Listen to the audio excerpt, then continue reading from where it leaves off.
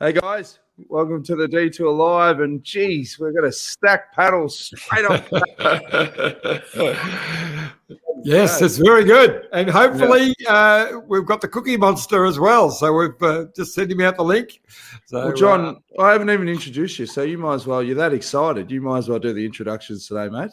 No, that's your job. I don't want to. I'll stuff it up as always. So you go for it, mate. Okay. I'm your host, Dan Jones, joined by four-time National Road Champion John Trevorrow, Olympic gold medalist, Olympic commentator Scott McGrory, the voice of cycling Phil Liggett, and the head DS for Team Bike Exchange, Matthew White, all joined at the same time. Oh, and why not? Why not add to the chaos? Brady Bunch. We've got the 2003 green jersey winner, Baden Cooke. What a family. Hey! Hi, guys. How are you, Cookie? Hey, Good, we've never had such a lineup at the start of the show. This is incredible. We're getting the hang of this game now. It's wonderful, isn't it? How's it going? I'm sure someone will fall out very, very soon. But anyway, whatever. Well, we'll start with you, Whitey, because breaking news is Luke Durbridge is now in the Olympic team to replace Jack Haig. Turbo Durbo, you're going to send him home to freshen up after today or what? No chance. No. He. So what I said yesterday, was talking about yesterday. So it looked like Ben O'Connor declined a spot for the Olympics, and Luke Durbridge is going to take what was originally Jack Haig's spot that was offered to Ben O'Connor, and Durbo will be flying to Tokyo on Monday. Wow. Well, I think he's had a great tour. That's great news. Great news. I mean, he'll be a great sort of lieutenant in the road race. It's miles too hard for him, of course, but he gets a chance to ride in the time trial, which is right up his alley. So, fantastic news. No, Whitey. No, Johnny. The time trial is Rowan and Richie. So. Durbo he'll be going there as a worker for sure, and the Olympic course is a tough one, but he'll play a role there supporting Richie before the final climb, which is I think 30k from the finish, and then that would be his job done for the day. Okay. Well, the problem is years gone by, you go, we're going to the Olympics, so being in Tokyo, we get to see the sights and we get to do all this color stuff. Not this year. It's just literally hotel to event, then back to hotel, then back home, isn't it, Whitey? Yeah. Bit of training. Yeah. They'll be out within 12 to 24 hours after their race, and they'll be staying off site. I don't even know if they'll go anywhere near the village. So it'll be a weird one because there's no fans, but it's still the games, and for most of us here on the panel, we've all been to Olympic Games in some form or shape. And there'll be a special moment for Durbo, which you'll remember for the rest of his life. We've all been to the Olympic Games. You speak for yourself, Matty. I haven't been. Well, I have, but not on my bike. Yeah, like I said, you probably commented at 17 of them. 15, actually. You Aussies are prone to exaggeration. This will be 15. Only 15, isn't it? 15. With Durbo going to the games. I know before.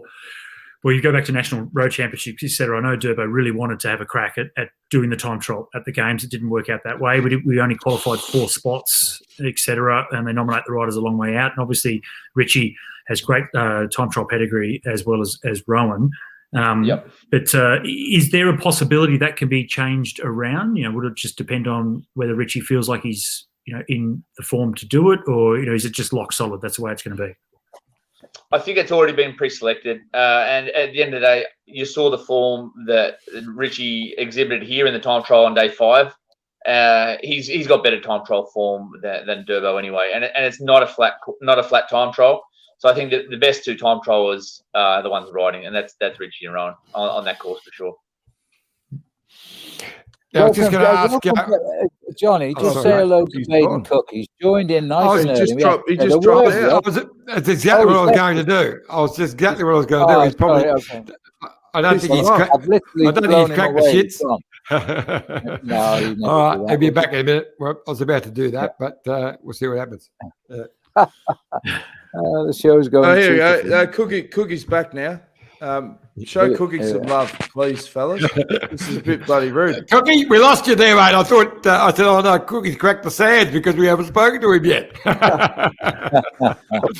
But I was about to ask you a question, Cookie, because while we got Whitey here, I thought, well, we're going to be talking about the green jersey anyway, in the battle for it, and you won it, one of the great battles of all time, right down to the wire. You actually took it off Robbie McEwen on the last stage, and he was wearing it. So you ripped it off his back on the Champs-Élysées. What words of wisdom have you got for Bling in the days to come? What would you suggest he can do? You've stumped him. You've stumped him. These difficult questions. He's really thinking about it. Cookie's unfortunately got a few technical issues. I think he's pulled the modem from when he was on Survivor, because if anyone didn't realise, Cookie is going to be starring in Channel 10's Australian Survivor starting on Sunday, 7:30. And if you look closely there, he's front and centre for all the marketing posters. And he posted this on social during the week. And Whitey, if there was two teams on Survivor, there was the Brains and the Brawns. Which side do you reckon Cookie would be on? I don't know. Mate, when you're talking about surviving, he could captain both of them, I reckon. so Cookie was on the Brains team, and I thought I'll go over to Channel 10 and see what people have been commenting under his photo. And the top liked comment was, "Cyclists don't have brains, though." That's a bit of a sledge. At all of us, yeah. We'll just see how he survives. I would, if I was a betting man, I reckon he was going to go pretty far. Yeah. Yes, I think we're all in that camp. There's no doubt. Anyone who knows the man will know that. Now, but we're looking at a blank screen. It's doing the circles. Will he come back? Yes, Hey, he's back. Cookie, can you hear us? Are you there? Cookie. Any day now. He's in the basement. He's down in the basement. That's all right. Okay. We'll send it. I'll send him a message and say, Dan, is Survivor? Is it every night or is it one day a week? So it starts on Sunday. What can we? Because we're now gone into lockdown. We're going into lockdown in Victoria. This is my first lockdown. I've escaped every one so far. Yeah. But I'll watch Survivor every night if it's on. My guess is they'll go live. They'll go every night, Monday, Tuesday, Wednesday, and Sundays. And then it's like Married at First Sight. Then they have a break for some reason, Thursdays and Fridays and Saturdays. So it should be sort of 3-4 days in a row. But I mean, now that you know Cookie's on it, who's not going to watch it? Like it's going to be. We'll have to feed. We'll have to feed Whitey. Probably a few of his ex-girlfriends. I've never watched it, but I'm going to be locked into it. It's funny. I was talking to Brett Lancaster in Spain just about an hour ago, and he said, bad luck, you're in lockdown. And seriously, it had only been announced by our premier about 5 minutes before. I said, how could you know that? He said, I was talking to my brother in Victoria, and he was just whinging about going into lockdown. Oh, there you go. And he also knew all about... Hey, guys, we're in lockdown, but on Monday, we come out of lockdown, and yesterday we had 43,000 cases and 50 dead. But we're coming out of lockdown to live a normal life from Monday. You work it out. I can't. Maybe after losing the Euros, they thought, well, that's it. Just let them run free. We're over it. Yeah. Matthew, don't mention the Euros here. There's almost a racial war going on now. Seriously, don't mention. Well, Matthew Borden says Cookie must be using a BlackBerry. How's your BlackBerry been holding up, Whitey, so far this tour? Yeah, good, thanks. Good. It's gone a lot better no one's since we contacted got me into at the BlackBerry mountains. to be an ambassador yet, but I'll be. I thought I'm in an air-conditioned room. I'm not in the car. What are you saying, Phil? I thought those phones were extinct. Guys to know the founder of BlackBerry, and he gave me one. It was years ago. I thought he got the sack from the board, and I thought the company went with him. I didn't know they were still buying. I bet you've still got it, though, Phil. I bet you've still got it. I've still got it, and it's brand new, but I've never turned it on because, as you know, I'm on another phone. I still use a Nokia. I still use the Nokia 9210 because the batteries never run down. Brilliant. Cookie's back. How are you going, Yeah. Cookie? Can you hear us? You on the right Wi-Fi? Oh, I don't know what the hell's going on with my phone. It just keeps cutting out. Well, at least you're surviving. Thank God for that. Well, tell us about it, mate. Survivor. We've been talking it up. We want to hear from you. What's it about? See if we can answer the question. I think. What's your advice for Bling in the next few days for the green jersey? What's he got to do? Well, I mean, he's just got to hope that Cavendish gets outside the time cut, I guess, isn't he? I mean, really, and you know, it's very possible that Cavendish could have a bad day. I don't think there's much that can be done except keep being in the front, keep getting through the mountains, and you just got to hope for some bad luck. I mean, when he won it last time, it was sort of a similar situation with Kittel, and Kittel didn't make it. But I think Cavendish is just going too strong to be beaten at this point. Whitey, what were your takeaways from yesterday's stage, mate? It's from a GC perspective. I mean, obviously the Pog continues to pick his nose at the tour. Yeah, I suppose the big loser yesterday was Iran. So he's going to have to bounce back on a big day today if he wants to challenge for that podium spot, because first and second look pretty much locked in. He will time trial better than Carapaz on Saturday, but at the moment I would think the deficit's a little bit too much. But if Carapaz has a bad day, Iran has a good day today, it's going to go down to the wire for that third spot, I think. I was reading that he got a warning, Iran and Bilbao, for the positioning on the bikes. It must be a different transition period for some of the riders, because to be used to riding in a certain position and then now it's like you could potentially be booted off. Do you think that the UCI is still this sort of like transition period? Whitey? Oh, no. It hasn't been a transition period for the people that have kicked off the race, is it? No. They have booted people. They have booted people from races in the past, but it's it's like some of the things with the UCI. It's a bit ad hoc. Some great ideas. The professionals have got to understand that they are ambassadors for the sport, and that what they do, kids will copy. But the way that some of these rules have been implemented has not been as clear as it should have been. And the UCI have backtracked on certain rules that the guys have to abide by, but it's no surprise. It's no surprise, really.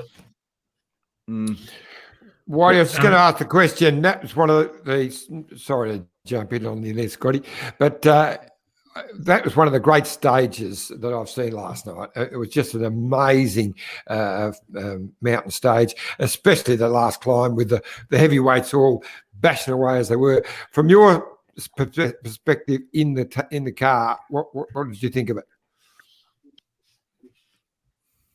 Well, I didn't get to see too much of it until I got back to the hotel and watched the replay on GCN. But it was a big day. It was a good, aggressive final. I was behind Esteban. Esteban punctured right at the bottom of the last climb into town. So and we were car 12, and it was really hectic. He had, by the time we told him he got a spare wheel from Shimano, and by the time we got to him, he was already back up and running. But then he was at 30 seconds, 40 seconds at the bottom of the climb, just as it was starting to ramp up. So he basically had to ride through people, and he had quite a solid ride considering. But yeah, I was just following him up the climb yesterday, and could hear on the radio what was going on. Didn't have too much television coverage on that climb, and then watched it when I came home last night, as we do. Checked out what happened on the stage, but it was a very entertaining stage for those top 10 guys. Wigo made some comments on Eurosport, according to the Free Range. He said, thoughts on Wigo's comments, the Pog should have let Carapaz win to secure an alliance with Ineos. What do you think about that, Whitey? Those days are gone, aren't they? I hope. Yeah, I'll tell you my thoughts on that. My thoughts on that one. He doesn't need an alliance, mate. He's clearly the best bike rider here. He doesn't need anyone. Unless Ineos aren't going to go easy on him. And it was his first. People might have noticed he has been dominating the Tour, but that's his first stage win. A second. Other than the time trial. Yeah. And let's face it, Ineos still, if you let them win the stage, they're still going to just first go road hard. stage win of the Tour, and he's only he took it yesterday. And again today. Yeah. What's that, Cookie? Well, I mean, if he had given them the stage, let's face it, if they saw an opportunity in 2 days' time, they're still going to just smash him as hard as they can. They're not going to. Yeah, agree. Yeah. That's we go clutching at straws, just trying because the team hasn't done that well. Today's the day. I think. The biggest budget team in the world hasn't won a stage here yet, and at the moment they're on the edge of if they're going to arrive on the podium or not. So before we let you go, Whitey, what are your thoughts on stage 18, mate?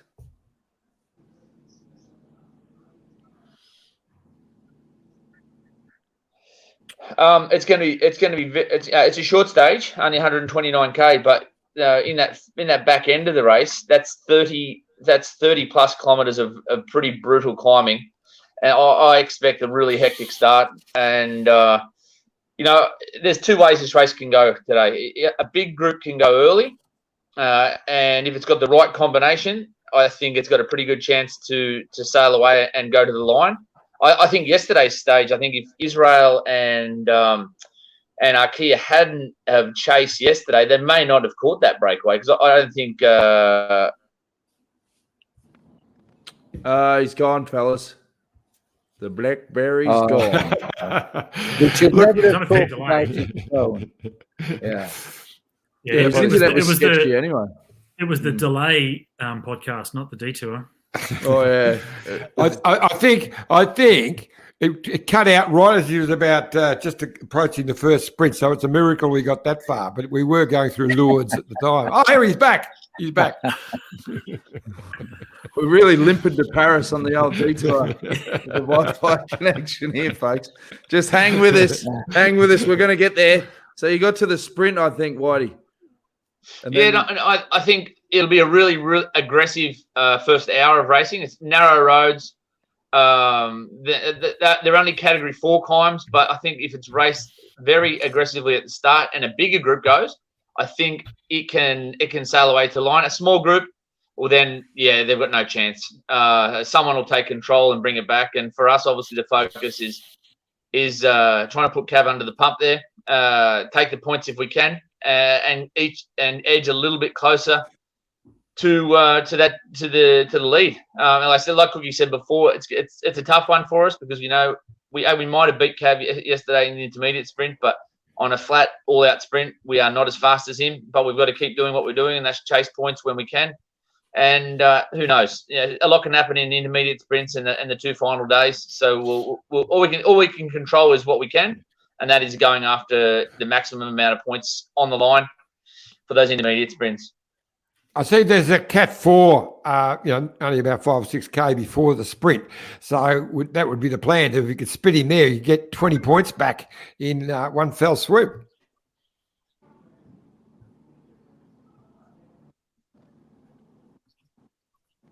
Yep. I thought it was a good question. It is correct. And look, it's 2 kilometres at 7%. It's not easy either.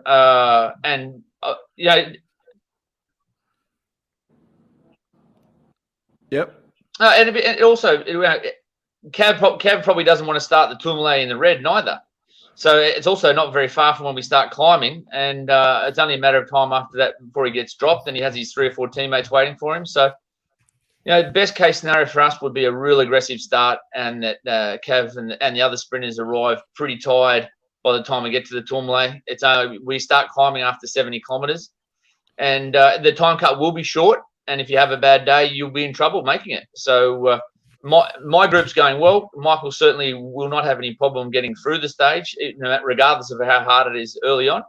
And as I said, we can't control how Cav goes, but we're going to go all in to get those points and take it from there. What would be the difference? Say exactly what you said. Cav doesn't want to go into the red, so Michael takes maximum points on that sprint stage. What do they call it? The bloody intermediate sprint. What would? Oh, jeez, brain fart. Day 18. It's day 18. Mate, put a fork in this chook. I'm just about cooked. What would be the difference then with the points that he'd make up? And just as I said that, Whitey's gone again. So, anyone? He's 36 points behind. If he gets that sprint 20 points, he'll only be 16 points behind. Ooh, that's interesting, Baden. I think as that Cookie was just saying a minute ago, anything can happen. I mean, a sprint finish, you're just going to clip a wheel, whatever, and you lose 50 points like that. Simple as that. We were saying then, Whitey, if it's maximum lighting it up from the start and say Cav isn't able to contest that intermediate sprint, that'll peg it back and Blink can get maximum points. That's 16 points difference then at the end of the stage. So it's all or nothing. It's all possible. Yeah, and like John said, stuff can happen in the finals. We've got 2 sprint stages to go. Who knows what's going to happen on Friday and Sunday? So you've got to be in it to win it. We've been very persistent throughout the tour, going after points, and I said we are waiting in the wings if something happened. And when Michael did win the green jersey a couple of years ago, I think Kittel had an 80 or 90 point lead with 48 hours to go until and then he crashed out. So, but you're not going to be in it unless you're being persistent. And our guys have been pretty committed in giving Michael the best opportunity to move up as close as to Cav as possible in the intermediate sprint jersey. Scooter. No. I didn't have a question for him at all, mate. I think he's answering everything as it is. I just found a clear run for you. And before exactly. I wasn't ready for it. I'm waiting to jump in. It was too relaxed that time. Outside of the obvious ones that are obviously up there on the overall classification, the guys are winning stages, and we know Michael Milku's been doing a great job for Cav in the lead-outs. Have there been a couple of riders? This is a question without notice. Are there riders sort of behind the scenes that don't feature on TV that have been doing a pretty impressive job? Anyone in particular that that you'd signal out and talk up that we're not seeing at the end of these stages because they've already done their job well and truly, earlier in the stage. Yeah, I think for our team, Derbs and Chris Jules Jensen are doing a really good job marking certain moves at the start of the race. And Luca Mezgets, our lead-out guy, has been really impressive. Well, we haven't had a big train here to support Michael. I don't think he needs one. But Luca he's a bit of a magician in those finals, and those two have really worked very cohesively together. Haven't done a lot of racing together prior to the Tour de France due to circumstances that we haven't been able to control, and so that's been gelling well. And then when you look at our rivals there with Cav, he's had 3 or 4 guys wait for him every day to get him through these stages. Now that's one hell of an effort, and his teammates there. It ain't fun riding for 4 hours on your own and getting through the stage, making sure your leader survives. And if he does win the green jersey, he's going to have a lot of people to thank because it's been a real big team effort from Quickstep, not only leading him out but getting him through these stages as well. Whitey, what's the medical update on Yatesy and Hamilton after they left the tour? How are they? Yeah, so Lucas had I think it was a grade 3 dislocation in his shoulder, which is the lightest of the grades. And the last thing I heard was he was on the bike 3 days later, on the home trainer 3 days later.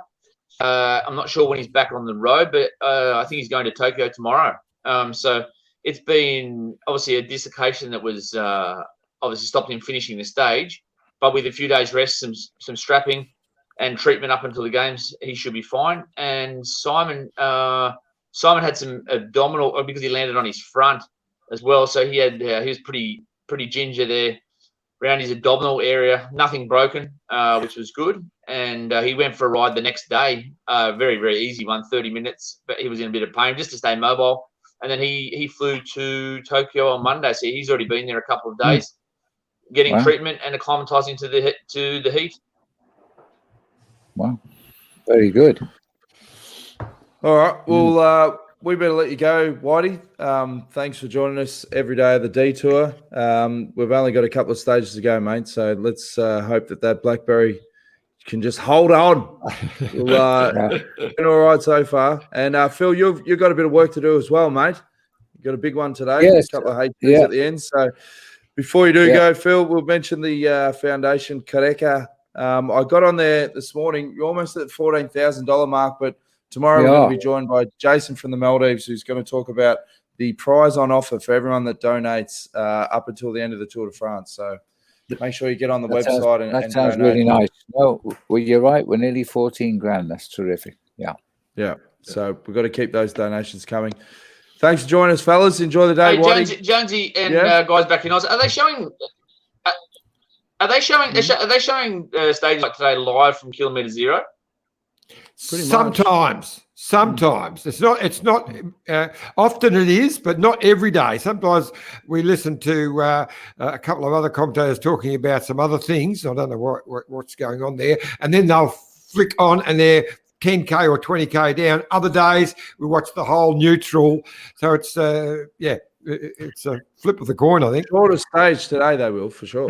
But Whitey, it is possible to watch every stage live from the start via the Tour Tracker app. But so on the actual SBS TV broadcast, sometimes it's from the start, sometimes it's not. But as John was saying, but you can actually, if you just download the app on your phone or iPad, you actually can watch it right from the start. Yeah, they're all on it. And that's where I'm going right now. I'm flipping across to go live. On the and can you guys get 15 minutes? Can you guys get GCN in Australia as well? No, not without a VPN. So if you get a VPN, you can get anything. Okay, yeah, because it'll be worth watching the first hour of racing this morning. That's for sure. Yeah, okay, sure. Yeah, I think it is live today. We'd love to listen to your dulcet tones. All right, Whitey. See you, mate. Oh, there's Scoop's on the top right. Okay. And before you go, I've got one quick one for you, Phil, because we haven't heard much from you. Just because it's one of the great stages I've seen last night, I was just absolutely blown away by it in so many different levels. I wanted to get your opinion of the stage last night. Of the stage last night, it was fabulous to call. And it put the French, in my opinion, it projected the best three bike riders in the Tour, and those will be the three guys standing on the podium in Paris. They're head and shoulders above everybody else. They hit each other. We talked about Bernal 2 years ago. Now, last year we talked about Pogacar. We'll talk about this guy next, because Jonas Vingegaard is the third in a row of the youngsters hitting the high spots. This kid is probably going to be next year's winner of the Tour de France.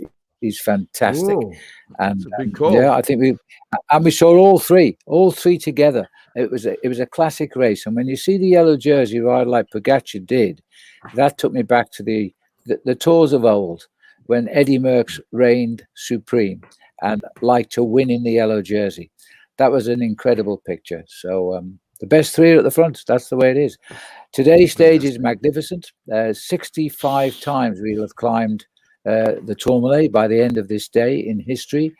And I thought we'd never see the top of Les Ardennes again, because back in 2011, when Sammy Sanchez won, the organisers, I was there obviously at that time, the organisers said, we probably won't come back here again because the Tour has got too big. We cannot get the vehicles up the mountain because when we get there, there's nowhere to park them. But we're back. I suspect, and I was going to ask Whitey this, that all the team buses, etc., won't be at the top. They're going to have to go back down the mountain to find the team buses, because they can't get all the technical vehicles on the top of Les Ardennes. But we're going back. It's a fabulous place. And I remember back in 1990, Indurain won at the top in those days, but Greg LeMond had to cross over the Tourmalet to chase down Claudio Capucci. And he called him Cappuccino. He never ever called him Chiappucci. He said, "How far ahead is Cappuccino? How far ahead is he?" He was shouting because he had to reach him, and he passed. He was on a lone break at the time, climbing Les Ardennes, and Le Mans went past him. He didn't win the stage, but he won the Tour. And That's So- just disrespectful, not calling him by his proper name. yeah, because you never do Don't that. you with reckon, anybody John? else on the Salt and sport. vinegar No. chips. I must say, well, I've got a date with Mike Tomalaris now, so that should be fun. I must go. All right, Okay. mate. Oh, I look forward to Make that. sure you Yeah. bring your A game. Thanks for joining us again, Phil. See you tomorrow, mate. All the Right. best, boys. See you tomorrow. Don't forget to send me the links. Bye. Okay, mate. Yeah. See you, bud. Phil, I Liggett, remember, voice of I remember cycling. the last time we went up Luzon at him, which is a couple of years, 3 years ago, and that's right. I think there's a corner about 5K from the top where all of the TV thing was set up, and where all the team buses and that were. It'll probably be the same. But anyway, Cookie, I feel Monster. bad. We haven't really given you much love on the show so far, but strap yourself in. If you don't have anywhere to be, mate, we'd love to really deep dive after the break, because normally now we go to our sponsors' ads that have been organised from the fantastic John Trevorrow, who, if you need anyone to manage your sponsors. I thought just before we go to the ads, we could break it into two parts because we really want to. I know he won't be able to take us much about survival. Oh, look at that! What about that Let's photo? go motorhome. Let's talk about that. That's a great photo. That's the silos at the back of, I think, where Cookie, at the back of Benalla, where Cookie comes from. But I'm not sure exactly. But let's go motorhomes. That's what you do. You drive around Victoria and visit amazing places like that. Yeah. But I thought before we go, we can break it into two parts, because I'd love to find out what we can about Survivor from Cookie. He's probably not allowed to talk about it. No, But I thought... contract. But I thought I'd like to just ask him about that great battle for the green jersey with him and Robbie, that last stage. If you could just take us through that stage. You know he is here. He's on, John. You're talking about. Oh, well, let's talk to Cookie at some stage. Yeah, He's and you actually here. You can talk also- directly to him if you want. That's You exactly also know that's what I'm talking remember about. last year we deep dived through all of this, and it took Cookie 4 months of therapy just to move on, because we opened up all those old scars. On living into Marseille. That's right. No, Survivor was great. I'm mates with Matt Rogers, the ex-Wallaby, who's been on Survivor twice, and via him, I got in contact with the executive producers and went on the show. I was in outback Queensland for a change. It's usually in Fiji, and we were at Cloncurry, which is outback Queensland. It's very, very hot during the day. It's desert. It gets very cold at night.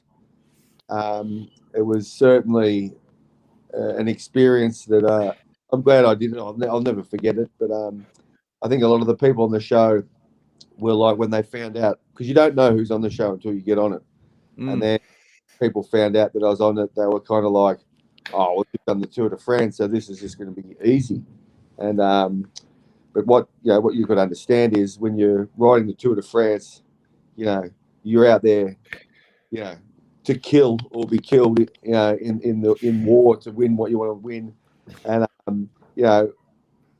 this was a great leveler when you're on this show, where there's been people that have been watching this show their whole life, and they are very, very, very passionate. And there was some people on there that were very tough, very ruthless, and it's hard to explain, but you're up against people that would kill or be killed to win that show. So it was very difficult, very, very hard, and a great challenge. Obviously, you can't talk about what's in the show, because they want to keep that a surprise. But overall, are you nervous about how you're going to be portrayed in the show, or are you proud of like what you did whilst you were in there? I'm proud of my game and how I did and how I portrayed myself, or how I acted. I think Survivor's a bit above. Some of the other reality TV shows are a bit tacky and a bit cheesy, and they do maybe edit people to appear to be saying something they're not, and they don't really have any regard for what people actually, how people actually acted.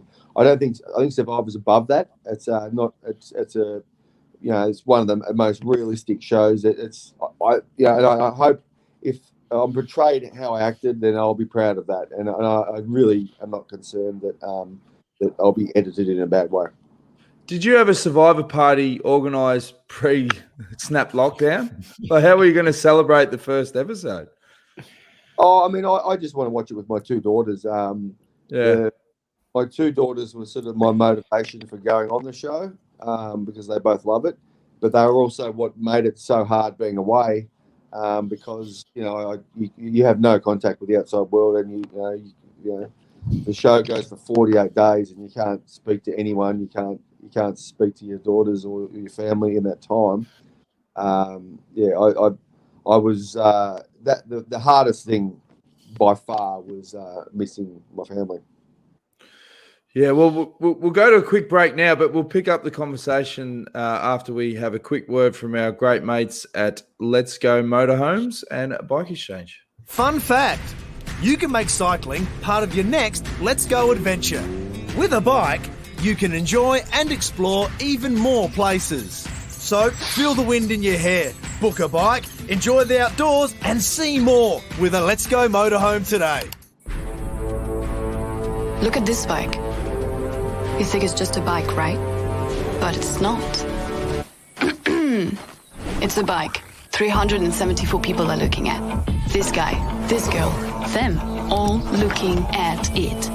People from here, there, and wherever this is. People that are looking for a bike. Or just a piece of it. Amateurs, semi-amateurs, and pro-amateurs. This guy wants this bike, but with this crank and these bars. This could be the perfect match. But not this one. This girl has a bike to sell, and thousands of people might purchase it. Eyes on Bikes help grow small businesses. His, hers, yours, and the latest data and insights help those businesses keep moving. We are the world's #1 bike marketplace, with over 500,000 products and 900 brands, where buyers and sellers are brought together in a place where a bike is never just a bike. Bike Exchange, where the world buys, sells, learns, and rides.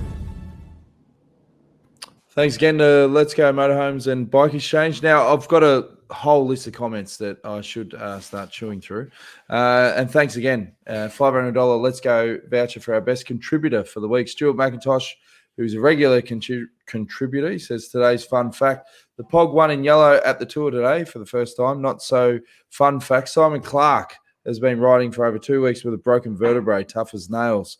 That must be uncomfortable, Scooter. Well, let's add it. Well, only one vertebrae, wasn't it? I think I did 5 days of the Stuttgart 6 day with 2 cracked vertebrae and 2 fractured ribs. That's why I threw to you. I knew you'd double down and come over the top and go, I'll raise that.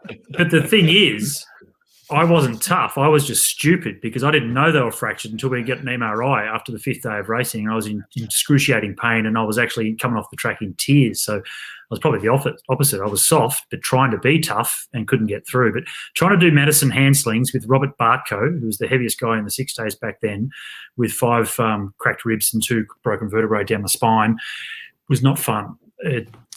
Shivers thinking about that. Clark is a good guy. Tough guy. Luxury. I lived in a cardboard box in the middle of the road, mate. Yeah, exactly. Now, I just saw this. Rob Charlton said, I've read Bahrain have been raided by the police. So then I got on Cycling News and I'm like, what the hell? It's true. 50 policemen, French policemen, have raided the hotel of Team Bahrain, and they've searched for riders' training data and I don't know, all this other stuff, but they were in and out within an hour. Iffy. What's your take on things like that? Obviously, you don't want to speculate, but whenever they get a sniff or there's a tip-off, I mean, they're going to go in full biscuit. Well, I can't really comment on it because I don't know anything about it, and I would be speculating. But I just hope where there's smoke, there's no fire. That's all I can hope. Well, our standards may not be as high as Survivor, so why don't we just speculate and come up with some crap? Exactly. Why not? They've breached COVID protocols, and they took 50 police in there to check where they'd been and whether they'd been lying about their quarantine, perhaps. But like, if they're looking for rider training data, I mean, are they essentially going to go, hang on, he should have been going shit house, and according to this, he's going a lot better. We got you. Like, Yeah, they want to flag the Strava segments that some of the Bahrain guys have had. They think they're a bit dodgy, and they may have been using e-bikes on some of their Strava segments before the tour. It sounds pretty serious. I don't know, but I'll flick out a message to our man in the team. Yeah, if he's the equivalent of Australia's Detective Columbo. Okay. Tony Hemming says, does the panel agree that Pogacar wants the polka dot jersey as well as the yellow and white? Next UAE will be stronger next year. Sheikh Mohammed will throw the kitchen sink into the budget. Whoa. Could you imagine if UAE start going, all right, whatever it costs, let's just go. Well, I think they will. Yeah, look, he won it last year. So I mean, he won all three last year: the polka dot, the white, and the yellow. So he probably will again because I reckon he'll win the stage today. Cookie, do we need salary caps in cycling, mate?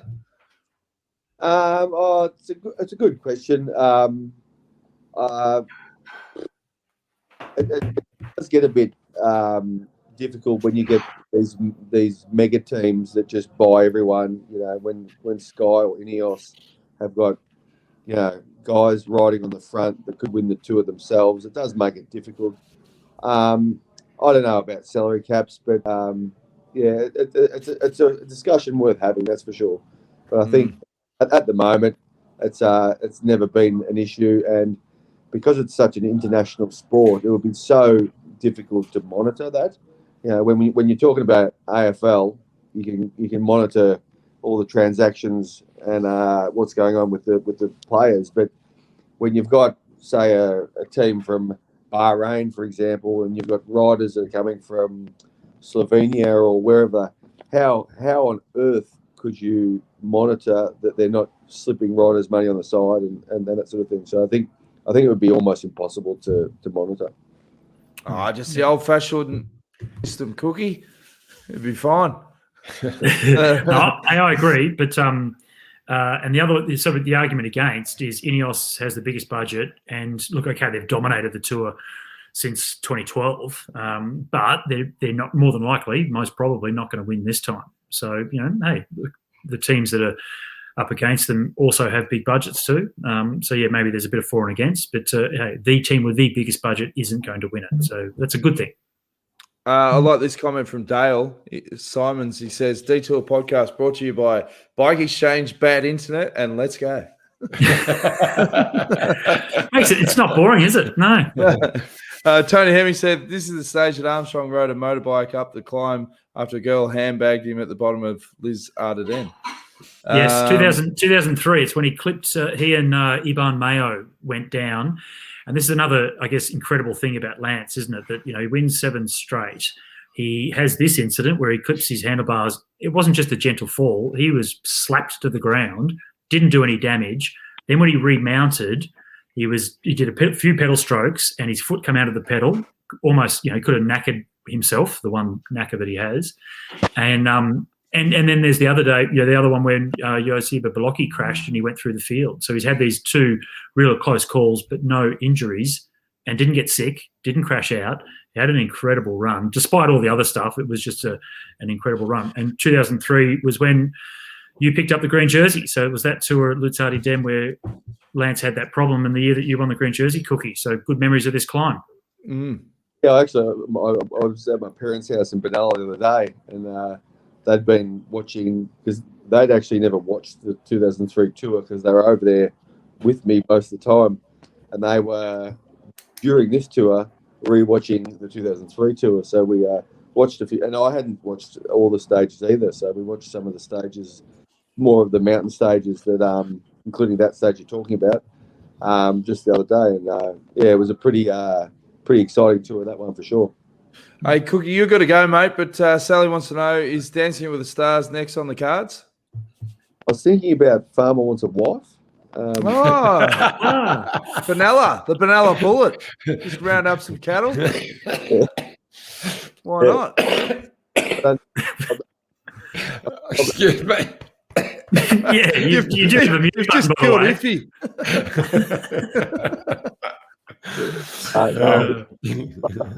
Back to reality, just normal reality now.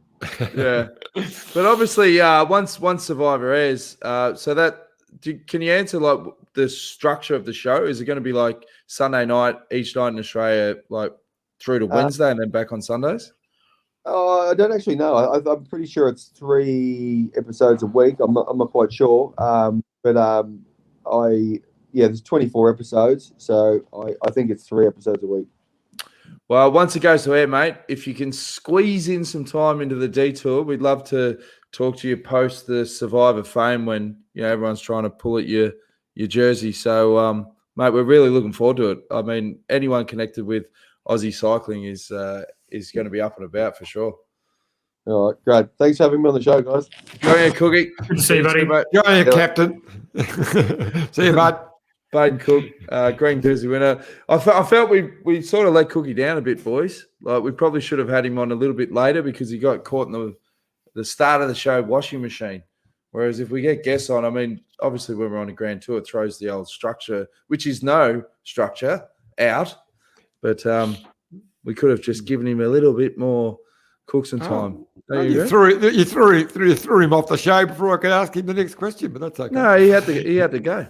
Okay. But anyway, I just got a message from Neil. I said, "What's going on with this cop visit in Poe?" He said, "I just thought the police came to our hotel. I have no idea what it's all about." So Samantha, who's red hot on inside cycling knowledge, she said apparently concerns over Bahrain Victoria's recent performances by the Giro and the Criterium de Dauphiné. That's right. So that was brought up by some French journalists. And in the end, they said, well, we've got no proof of anything. They were talking about performances, but they've got no proof. So it really, if something comes out of this, fair enough. If they really have something that they can't say, but they say, oh, well, we've actually got no proof. Well, then it just smells of, project, like the Pog. He smells because he's so good. I mean, come on, you've got to have something more than that. Well, someone has to be the best as well. Now, we know that there's, obviously the past is tainted where the opinions of people and perception of the present, but there does have to be a best rider. And these performances they're not normal. They're not performances because these guys aren't normal athletes. They're not normal humans. They are the best of the best. And, Usain Bolt wins 100 metres at the Olympic Games and breaks a world record. You just know that he is the best human, the fastest on the planet that competes in athletics. And we don't immediately jump to the conclusion that he must have cheated his way to win that. And history does back it up that he has the results throughout time and the training. So, look, it's an unfortunate situation. We haven't had one of these sorts of situations for quite some time. It'd be very interesting to hear how all this unfolds. Yeah. I'll tell you what I did like about last night's stage, Scooter, is the fact that the Pog started attacking really hard from 8.5K out. I mean, whack. They're going up 2,000 metres. He's hit him a lot of times. And then even Vinegar had a go himself, and then Carapaz a big one. And in the end, the three of them were still together. To me, that's one of the best things to come out of this tour, that there are 3 guys there racing for the podium. Okay, 2 of them are racing for second and third, I know, but that was the best thing to come out of yesterday for me. Yeah, I agree, Johnny. It was good, wasn't it? Because typically we've seen it so many years in the past where I guess the early attack started because he ran out of teammates to drive the pace. They would have, if you had another couple of riders, they would have gone further up, as we've seen with Ineos and Sky in the past, and Jumbo-Visma more recently as well. But just good that he was forced into attacking, wasn't scared to do that, and then the other guys could follow. I reckon the other two, more so than trying to attack Pog, it was trying to go with him to see if the other would crack, because it is this race for second place, isn't it? And Ben O'Connor, he was with him for a bit, then lost time and just set himself a good old tempo and ended up catching and passing Rigoberto Urán. So, it was a good ride from Ben as well. I've been really worried about, because when he did win that stage, he in the Alps, he was in the early break. He obviously climbed well and very well from the guys in that early break, but this is where he had to really back it up to prove that he is a true contender. And I think last night was a case that, he definitely deserves where he's at. He just didn't gain time for free, a week ago. He's really put in a great performance. He's got one more day to do it. The time trial, of course, is going to be a bit of a challenge. He didn't do a great time trial. And Wilco Kelderman, who did beat him in the time trial, sits behind him now in the overall classification, but he didn't beat him by that much. So it'll be, who has legs at the end of a Grand Tour more so than who is the better on paper time trialer. But that's exactly right. Yep. Yeah. Look, I got it. He's doing some blogs, and I got a lot of his quotes together for a little story I wrote for the Geelong Addy, and it was such positive stuff. It really, really is fantastic. But I'll tell you, I was impressed with his ride, especially because he went with all the Pogacar attacks. Pogacar, mate. Pogacar.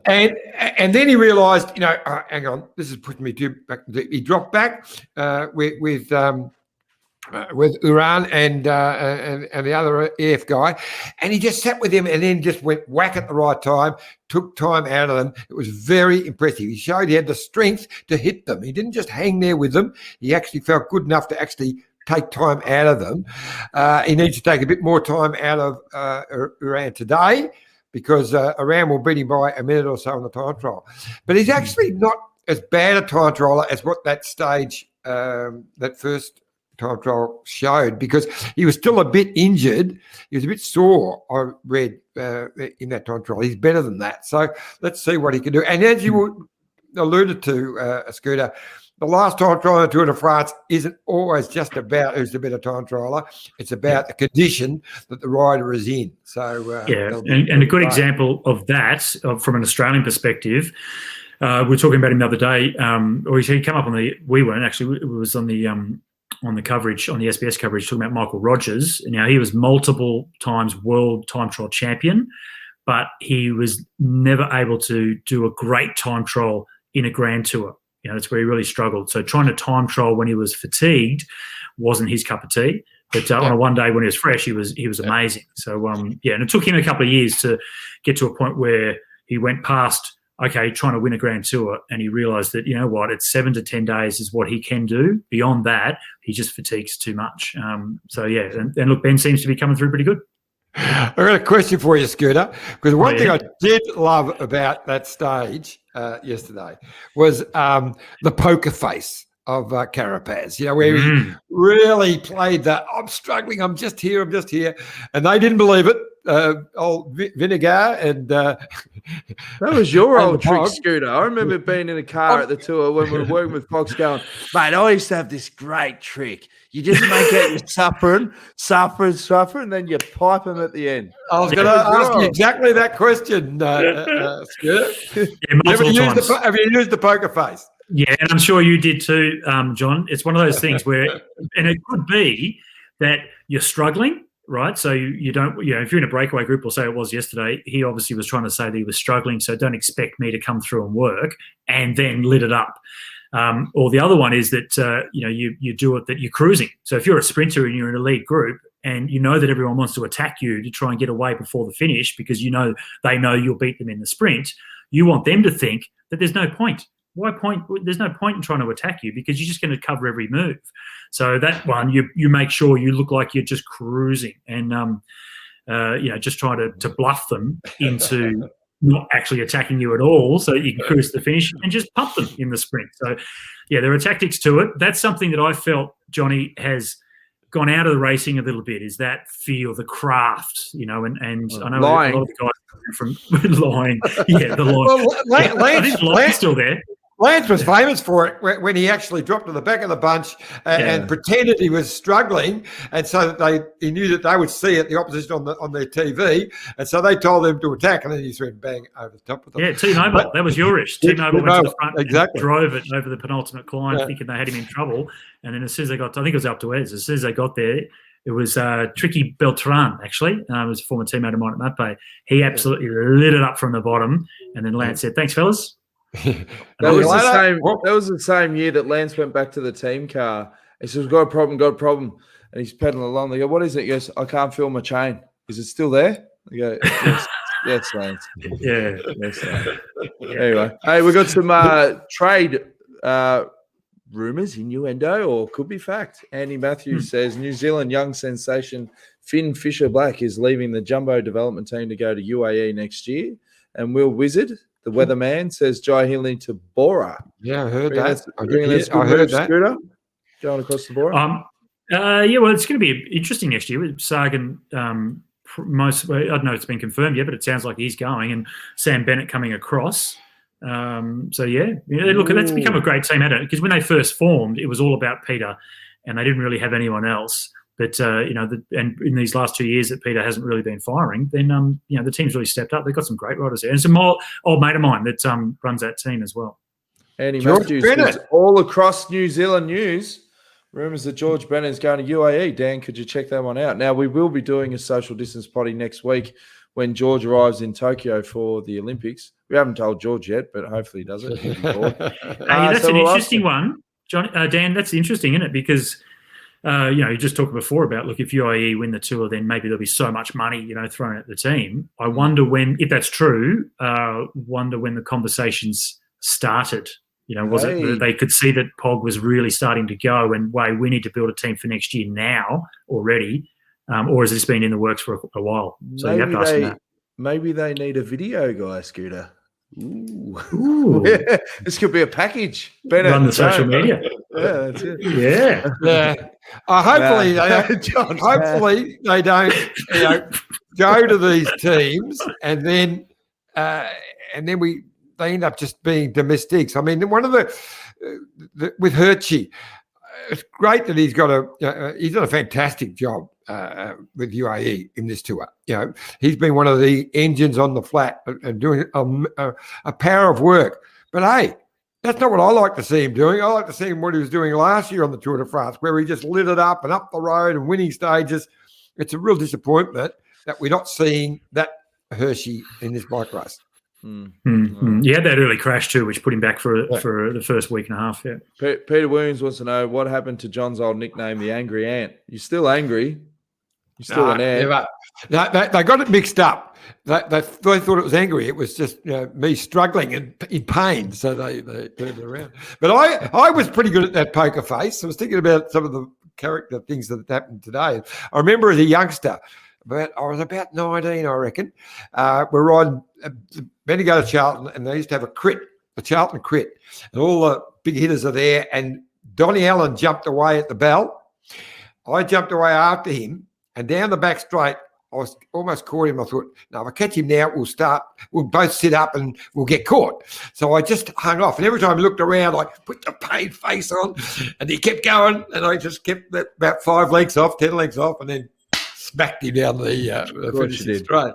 Yeah, that's it. Love it. Gotta love it. Yeah. But my favourite one, quick one, was a tour of Tassie, and we come to the last day, and so Wayne Roberts, Luke's dad, really wanted to win it, and we were running first and second, and we had this big hill, Pepper Hill, and I said, look, mate, I want to win it as well. And most likely you'll spit me up Pepper Hill. I was carrying a little bit of weight. So it really won't matter. Listen, we'll race up Pepper Hill and whoever wins, wins. So anyway, as it turned out, the three of us left climbing Pepper Hill. And every time Wayne Roberts looked around, I put that smile on. The other thing, I'm going okay. I was actually biting the bloody head stem. And he, anyway, there you go. My poker face, the opposite one. Some more classic stories from Johnny Trevorrow's cycling career. Stuart McIntosh, they're wanting song suggestions for that last day because the voice is coming back. If he's it'd be rude not to. Or what about the song suggestion, Free Ranger? Dan singing the Doors classic, Come On If You Light My Fire. Yeah. Ben Jensen says, I remember at the Bakerits years ago, my old man pointed it and said, that's John Trevorrow. They called him the Angry Ant. There you go. I think that's pretty much it for. I did see. Actually, I was scrolling down the questions too, mate. Can you select them as well on the questions? Ooh. I think if you press one, you might be able to bring it up. Oh, really? Okay. Yeah. Which one? Why can't I see these? Where do they come from? Look, we need a team production meeting, and I'll try and work out how you guys can call the questions out. Just another one from Tom. Maloney says, you have to feel for George Bennett and even Roglic. They were just on the verge of Tour de France podium, and all these young blokes, rockets, arrive on the scene. That's a common problem with a lot of the riders that are moving on, with the emergence of the young guys. And you even look at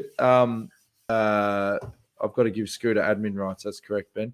That's what it is. Bringing across what's obviously been tough for Bike Exchange this year, if he's bringing across Michael Matthews, a rider with a lot of success, but it's a new era now in terms of you've got all these young guys that are bursting on the scene, and it's just getting harder every year to get these results, and it's difficult. It's modern day cycling. Interesting that Phil thought that Jonas Vingegaard would win the Tour de France next year. The problem he's got is that the Pog is a year younger than him.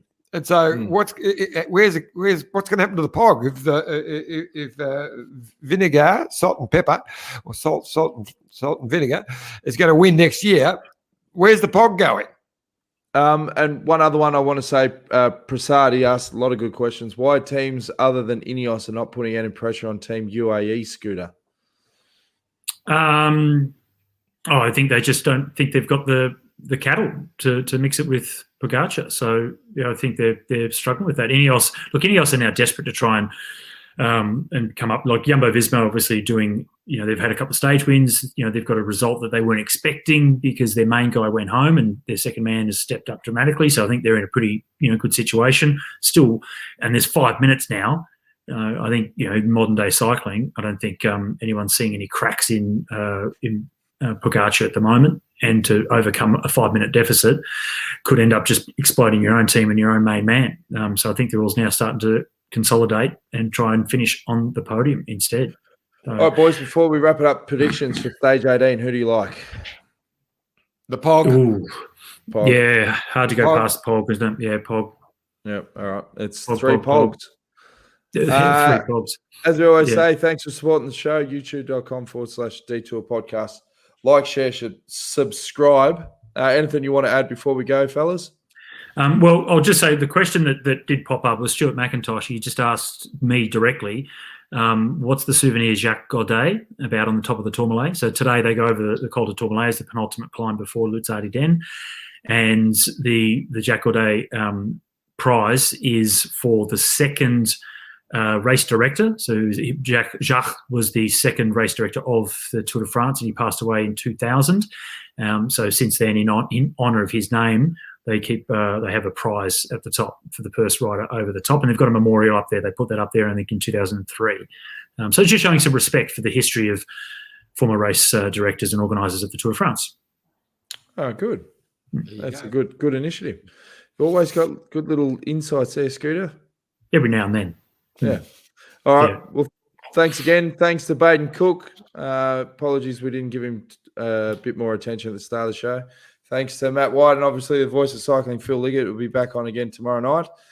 Enjoy the stage tonight, and tune in tomorrow, 6:30 p.m. Australian Eastern Standard Time. The time won't change because we're in lockdown and we've got nothing better else to do. We'll see you then.